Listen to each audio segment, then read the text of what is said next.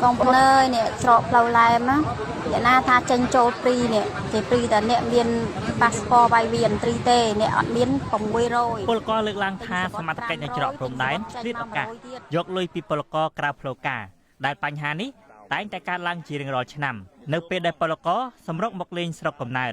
ពលករធ្វើការនៅប្រទេសថៃលោកសុគន្ធសូនិចប្រាប់វិទ្យុអាស៊ីសេរីថាការបង់ប្រាក់នេះបើចំពោះពលករស្របច្បាប់ត្រូវបង់ប្រាក់ចំនួន$500ឬ$15ឡើងលើចំណែកពលករគ្មានឯកសារគ្រប់គ្រាន់ត្រូវបង់ប្រាក់ចាប់ពី$1,500ឬ$750ទៅ$3,000ឬ$100រដ្ឋាភិបាលអះអាងថាបងប្អូនពលករដែលធ្វើការចំណាក់ស្រុកនៅប្រទេសថៃហ្នឹងថាមិនយកលុយតែ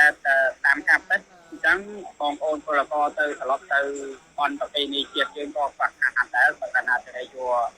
បច្ច័យឬក៏យកថវិកាពីគាត់ក៏ពិបាកក្នុងការធ្វើដំណើរចាប់ពីថ្ងៃទី1ខែមេសារហូតដល់ថ្ងៃទី15ខែឧសភាពលករខ្មែរ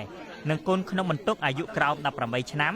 មិនតម្រូវឲ្យបង់ថ្លៃសេវាអនុញ្ញាតឲ្យចេញចូលប្រទេសថៃឡើយសេចក្តីជូនដំណឹងរបស់ក្រសួងការងារឲ្យដឹងថារដ្ឋាភិបាលថៃលើកលែងតម្លៃសេវានេះគឺផ្ដល់តែម្ដងគត់ដល់ពលករខ្មែរដែលមានការលិខិតឆ្លងដែនលិខិតធ្វើដំណើរពលករកម្ពុជាទៅធ្វើការនៅបរទេស